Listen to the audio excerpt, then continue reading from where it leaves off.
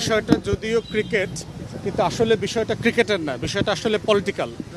এবং শুধু এই প্রশ্নেই না, অনেকগুলো প্রশ্নে আমরা সেটা পেঁয়াজ বিক্রি করা হোক না হোক, অথবা আমদানি রপ্তানির ক্ষেত্রে, অথবা ভিসা বন্ধ করে দেওয়া হোক, ভারতের হাসপাতালগুলোতে বাংলাদেশের রুগী যাওয়া না যাওয়ার প্রশ্ন হোক, প্রত্যেকটা প্রশ্ন আসলে কোয়েশ্চেন অফ পলিটিক্স। এবং এই পলিটিক্সের কোয়েশ্চেনে আমরা দেখেছি যে ভারত গত 14-15 মাস থেকে তার যতটুকু লেসন লার্ন করার দরকার ছিল, সে পর্যাপ্ত কোনো শিক্ষা নেয় নাই। যে সবগুলো ডিম এক বাক্সে এক ঝুড়িতে রাখার ফল কি হতে পারে, সেটা থেকে তারা কোনো শিক্ষা নেয় নাই।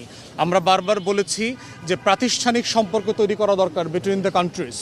বাংলাদেশ এবং ভারতের সাথে সম্পর্কটা জনবান্ধব হওয়া দরকার, জনগণ থেকে জনগণ হওয়া দরকার। অধীনতামূলক কোনো সম্পর্ক আগামী দিনের বাংলাদেশ মেনে নেবে না।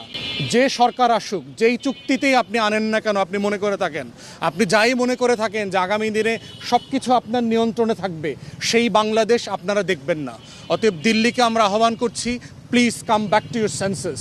আপনার কমন সেন্সে আপনারা ফিরে আসেন। রাষ্ট্রের সাথে রাষ্ট্রের যে সম্পর্ক, সেই সম্মান মর্যাদার সম্পর্ক আমরা চাই।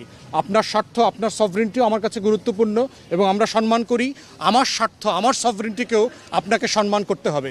আমার সভরেন্টিকে আপনি সম্মান করবেন না, আমার রাজনীতি নির্বাচনে আপনি ইন্টারফেয়ার করবেন, আর আপনি আশা করবেন শতভাগ এদেশের মানুষ আপনার সকল সিদ্ধান্তকে মাথা পেতে নেবে, এই দিন, দোজ ডেজ আর ওভার, এই দিন আর ফিরবে না।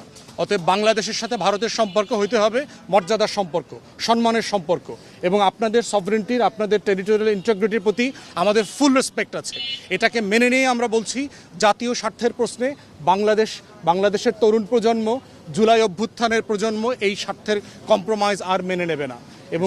এবং আমরা চাই এটাই যেন আগামী দিনে সম্পর্কের ভিত্তি হয়। মোস্তাফিজুর রহমান এই জায়গারই একটা ক্ষুদ্র অনুষঙ্গ মাত্র।